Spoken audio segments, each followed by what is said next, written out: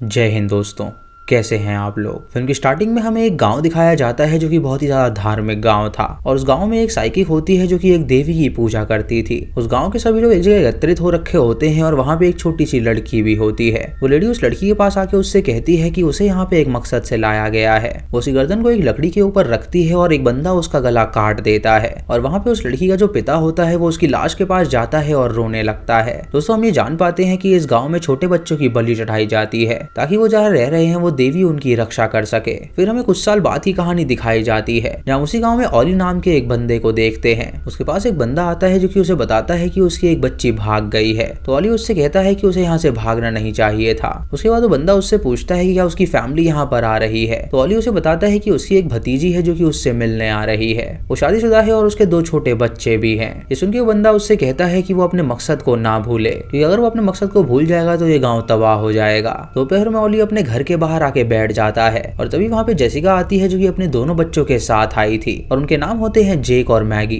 Jessica के पति की कुछ साल पहले मौत हो गई थी और उसके बाद उसने नील नाम के आदमी से दूसरी शादी करी थी। वो चारों जब वहाँ पे पहुंचते हैं तो ओली उनका स्वागत करता है। मैगी जब ओली को शुक्रिया अदा करती है यहाँ पे बुलाने के लिए तो ओली उसे घूरता है और उसे कोई भी जवाब नहीं देता, जिससे जेसिका को बहुत अजीब लगता है और वो सोचती है कि आखिर उसने ऐसा क्यों किया। उसके बाद वो उन्हें अंदर ले जाता है उनके बेडरूम दिखाने के लिए और वो लोग देखते हैं कि वो घर काफी बड़ा है जहाँ पे वो आराम से रह सकते हैं। जेक जब उस घर के अंदर जाता है तो उसे कुछ आभास होता है। वो विजन देखता है कि ओली एक ग्राउंड के पास बैठ के कुछ कर रहा है। ये देखकर उसे वहाँ पे कुछ गड़बड़ लगती है और उसे समझ नहीं आता कि वो ये क्या देख रहा है। तभी मैगी वहाँ पे आती है और उसे शांत कराती है और उससे पूछती है कि आखिर उसने क्या देखा। तो वो उसे बताता है कि जरूर यहाँ पे कोई ना कोई गड़बड़ है। इधर जेसिका और नील जब अपने कमरे में होते हैं तो जेसिका नील से कहती है कि उसे कोई ना कोई जॉब ढूंढनी होगी, क्योंकि अगर वो जॉब नहीं करेगा तो उनके बच्चे नहीं पल पाएंगे। नील उससे कहता है कि वो चिंता ना करे, वो जल्दी जॉब ढूंढ लेगा। जेसिका उससे कहती है कि आखिर वो चोरी क्यों करता है। उसने अपने बॉस से चोरी करी जिसकी वजह से उसने उसे निकाल दिया और उनके पास अब खाने और रहने के पैसे तक नहीं हैं, इसीलिए वो यहाँ पर आए हैं अपने अंकल के पास रहने के लिए। उसके बाद जेसिका अपने बच्चों के पास जाती है और उनसे कहती है कि कुछ दिनों तक यहीं पर रहने वाले हैं, क्योंकि उनके सिर्फ फादर की जॉब जा चुकी है और उनके पास और कोई चारा भी नहीं है। वो अंकल ओली के पास रहने आए हैं और वो उन्हें तकलीफ नहीं देना चाहते, इसीलिए वो अपने बच्चों को समझा देती है कि वो अंकल ओली को परेशान ना करें। उसके बाद सभी लंच करते हैं जहाँ अंकल ओली ने उनके लिए खाना बनाया होता है। ओली नील की तरफ देखता है मानो कि वो उसे पसंद ही ना करता हो और जेसिका से पूछता है कि आखिर उसने इस गधे से शादी क्यों करी। ये सुन के नील उससे कहता है कि वो ये सब सुनने यहाँ पर नहीं आया है। तो ओली उससे कहता है कि अगर उसे यहाँ से जाना है तो वो चला जाए। उसके बाद अंकल ओली सबसे प्रेयर करने के लिए कहता है और प्रेयर में वो कहता है कि यहाँ की देवी उन्हें हमेशा खुश रखती है और बदले में वो बस उनसे एक सैक्रिफाइस मांगती है जिसमें वो कभी कमी नहीं करेंगे और वो खाने के लिए थैंक्स भी कहता है। उसके बाद वो सभी लोग खाना खाते हैं और तभी जेक को फिर से एक और विजन आता है जहाँ वो एक छोटी लड़की को देखता है जो कि जख्मी हालत में पड़ी हुई थी। खाना खाने के बाद वो अपनी बहन को बताता है कि उसे कई सारे सपने आ रहे हैं जो कि बहुत ही रियल लगते हैं, मानो कि वो यहाँ पे घटे हों। उसे लगता है कि यहाँ पे जरूर कोई गड़बड़ है तो उसे इस बारे में और जानना होगा। वो मैगी को ये भी बताता है कि उसे लगता है कि ओली में कोई ना कोई दिक्कत है, जब से वो यहाँ पे आए हैं वो बहुत ही वियर्ड बिहेव कर रहा है। ये सुन के मैगी उससे कहती है कि क्यों ना वो ओली का पीछा करे और पता लगाए कि आखिर वो ऐसा बिहेव क्यों कर रहा है। इधर ओली अपनी बीवी की तस्वीर देख के उसे याद कर रहा होता है और वो उससे कहता है कि वो उन बच्चों को चोट नहीं पहुंचाना चाहता। वो इमेजिन करता है कि उसकी बीवी उससे कह रही है कि वो उसे सैक्रिफाइस करे, लेकिन वो ये नहीं करना चाहता क्योंकि अब वो ये सब काम छोड़ चुका था। तभी हमें पास में दिखाया जाता है कि उसकी बीवी और वो उस गांव के सभी बच्चों को सैक्रिफाइस करते थे और वो स्टार्टिंग में हमें लेडी दिखाई गई थी वो उसकी बीवी ही थी। उन लोगों ने एक छोटी सी लड़की की माँ का गला काट के उसे मार डाला था क्योंकि वो लेडी उन्हें अपनी बेटी देना नहीं चाहती थी।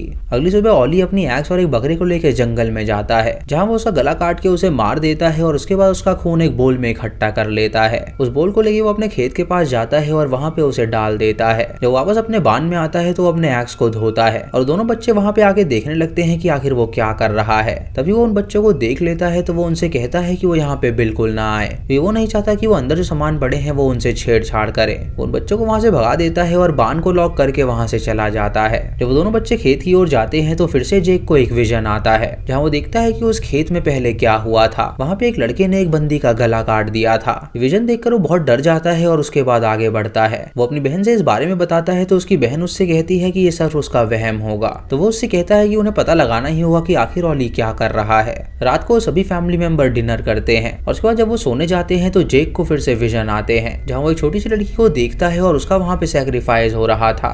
वो ऑली को भी देखता है जो कि बोल में खून ले जाता है और एक लैंड पे डाल देता है, मानो कि उस लैंड के लिए ही उसने वो बलि चढ़ाई हो। अगली सुबह वो अपनी बहन को इस बारे में बताता है तो मैगी उससे कहती है कि आज वो पता लगा कर ही रहेंगे। जब ऑली को वहाँ से जाता हुआ देखते हैं तो वो उसके बांध के अंदर दाखिल हो जाते हैं और उसके बाद वो वहाँ पे सामान चेक करने लगते हैं तो उन्हें वहाँ पे एक रेडियो नजर आता है, जिसे उठा के वो चैनल लगाते हैं और उस पर बात करने की कोशिश करते हैं। जब जेक उस रेडियो को छूता है तो उसे फिर से एक विजन आता है, जहाँ वो एक छोटे से बच्चे को देखता है जो कि खेल रहा था और तभी वहाँ पे एक आदमी आता है जो कि उसे सैक्रिफाइस कर देता है। वो जब रेडियो में बात करने की कोशिश करता है तो उस छोटे बच्चे की आत्मा की आवाज आती है जो कि उन्हें बताता है कि उसका नाम डेविड है। ये सुनकर वो दोनों हैरान हो जाते हैं और तभी वो आवाज बंद हो जाती है। ऑली जब अपने घर जाता है तो वो अपनी बेटी को याद करता है और वो उसके रूम में जाके उसके गुड्डों को देखने लगता है। वो याद करता है कि उसकी बेटी बहुत ही ज्यादा छोटी थी और वो उसे सैक्रिफाइस नहीं करना चाहता था, लेकिन इस लैंड के लिए उसे ऐसा करना पड़ा और वो तब से ही पछताता है। उसके बाद वो उन बच्चों के पास जाता है और उनसे एक मदद लेता है। उससे कहता है कि वो उसके ट्रक को लोड कर दें और वो सप्लाई करके आएंगे। तभी वहाँ पे जेसिका आती है तो बच्चे उससे कहते हैं कि वो दादा के साथ जा रहे हैं। तो जेसिका उनसे कहती है कि वो संभल कर जाए। ऑली देखता है कि जेसिका कुछ लिख रही है तो उससे पूछता है कि वो क्या लिख रही है। जेसिका उससे कहती है कि वो एक मॉडर्न वुमेन है, उसे लिखना पढ़ना भी आता है ठीक अपनी माँ की तरह। ये सुनकर ऑली उससे कहता है कि वो अपनी माँ की तरह शादी करके गलती बिल्कुल ना करे। उसके बाद वो उनसे अपना ट्रक लोड करवाता है और सप्लाईज को लेके एक बंदे के पास जाता है। उसे वो सारी चीजें डिलीवर कर देता है और वो बंदा उन बच्चों को देखकर हैरान हो जाता है। तभी वहाँ पे एक कपल आता है जो कि उन बच्चों को देखने लगता है। जब वो अंदर जाते हैं तो टकला बंदा मैगी के पास आता है और उससे कहता है कि यहाँ पे बहुत ही खतरा है तो वो अपने भाई को लेके यहाँ से चली जाए। मैगी उसकी बात को समझ नहीं पाती और वो भी अंदर चली जाती है। यहाँ पे नील ऑली के रूम में जाता है और बहुत सारी चीजें चुरा लेता है क्योंकि उसे पैसों की बहुत ज्यादा जरूरत थी और चोरी उसकी आदत थी। इधर वो लेडी उन दोनों बच्चों को लेमनेड पीने के लिए देती है और उनसे पूछती है कि आखिर उनकी उम्र क्या है। मैगी उससे कहती है कि वो 15 साल की है और उसका छोटा भाई जेक 12 साल का है। ये सुनकर वो कपल बहुत ज्यादा खुश हो जाते हैं। वो हमेशा छोटे बच्चों की ही बलि चढ़ाते थे। जब ऑली के साथ वापस अपने घर आते हैं तो मैगी ऑली से पूछती है कि आखिर वो लेडी जेक को ऐसे क्यों देख रही थी। ऑली उससे कहता है कि जेक की उम्र का उसका एक छोटा सा बच्चा था और उसका नाम डेविड था और किसी हादसे में उसकी मौत हो गई थी। ये नाम सुनकर वो दोनों भाई बहन हैरान हो जाते हैं क्योंकि डेविड वही था जो कि रेडियो पे उनसे बात कर रहा था। वो दोनों सोचने लगते हैं कि आखिर यहाँ पे चल क्या रहा है और फिर से उस रेडियो के पास जाते हैं और डेविड से कांटेक्ट करने की कोशिश करते हैं। तभी उस रेडियो से एक लड़की की आत्मा की आवाज आती है जो कि उनसे कहती है कि उसका नाम रोज है और उसके पिता ऑली हैं। उनसे ये भी कहती है कि वो जल्दी से जल्दी यहाँ से भाग जाएं वरना उनके साथ भी वही होगा जो उनके साथ हुआ था। ये सुनकर वो दोनों उसकी बातें समझ नहीं पाते और तभी उसकी आवाज आनी बंद हो जाती है। इधर ऑली अपनी बीवी की फोटो के पास जाके उससे बातें कर रहा होता है और तभी मैगी उसे ये सब करता हुआ देख लेती है तो वो उससे पूछती है कि आखिर वो क्या कर रहा है। ये सुनकर वो उसे कोई भी जवाब नहीं देता और वहां से चला जाता है। उसके बाद दोनों बच्चे ऑली की हरकत को देखने लगते हैं। वो देखते हैं कि वो सारा वक्त बांध में ही बिताता है। रात को मैगी जब सो रही होती है तो अचानक उसकी नींद खुल जाती है और जब वो बाहर जाती है तो वो अंकल ऑली को देखती है जो कि उसके मॉम के रूम के अंदर झांक रहे थे। ये देखकर वो उससे पूछती है कि आखिर वो यहाँ पे क्या कर रहा है तो वो उसे कोई भी जवाब नहीं देता और चुपचाप वहां से चला जाता है। अगली सुबह मैगी ये बात अपनी मॉम को बताती है तो उसकी माँ उससे कहती है कि अगर ऐसी बात है तो ये बहुत ही वियर्ड चीज है।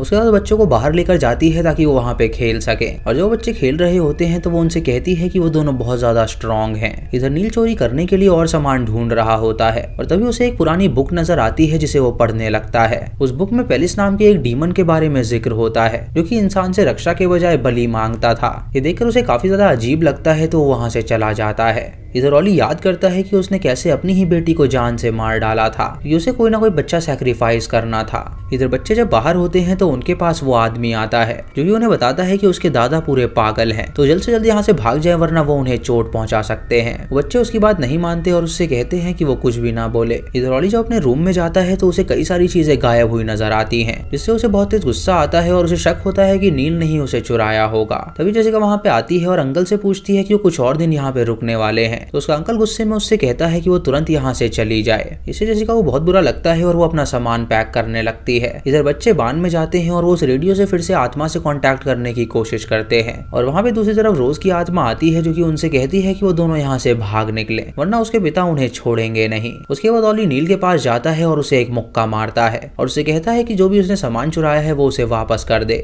इससे नील को बहुत ही ज्यादा गुस्सा आ जाता है तो वो एक एक्स उठाता है और उसे मारने के लिए जाता है लेकिन तभी ऑली उसकी एक्स छीन के उसका गला काट देता देता है, जिससे उसकी मौत हो जाती है और जेसिका ये देखकर बहुत ही ज्यादा डर जाती है। वो अपने बच्चों को अपने पास बुलाती है और उन्हें लेकर वहां से भागने लगती है। तभी वो एक जगह पे पहुंचते हैं जहाँ पे ढेर सारे छोटे बच्चों की हड्डियां थी और उसे देखकर जेक समझ जाता है कि यही वो जगह है जहाँ पे बच्चों को सैक्रिफाइस किया जाता था। तभी वहाँ पे वो कपल आते हैं और उन्हें लगता है कि वो अच्छे हैं तो वो उनकी मदद करेंगे, लेकिन वो उन पे गन तान देते हैं और उनसे कहते हैं कि वो बच्चे को सैक्रिफाइस जरूर करेंगे। वो लोग उन्हें पकड़ लेते हैं और वो जेक को रस्सी से बांध देते हैं और उसके बाद ऑली एक्स से उसका गला काटने के लिए जाता है, लेकिन तभी वहाँ पे वो बंदा आ जाता है जो कि उस कपल को शूट करके मार डालता है और उसके बाद वो ऑली को भी शूट करके मार डालता है। फिर हमें फ्लैशबैक में दिखाया जाता है कि स्टार्टिंग में जिस लड़की की हत्या हमें दिखाई गई थी वो इसी आदमी की थी जो कि अपनी बेटी को बचाना चाहता था, लेकिन वो अपनी बेटी को बचा नहीं पाया था। इसीलिए उसने प्रण ले लिया था कि यहाँ पे अब और सैक्रिफाइसेस नहीं होंगे, इसीलिए उसने ऑली और उसके साथियों को मार डाला। जेसिका और उसके बच्चों की जान बच जाती है और इसी के साथ ये मूवी यहीं पे खत्म हो जाती है।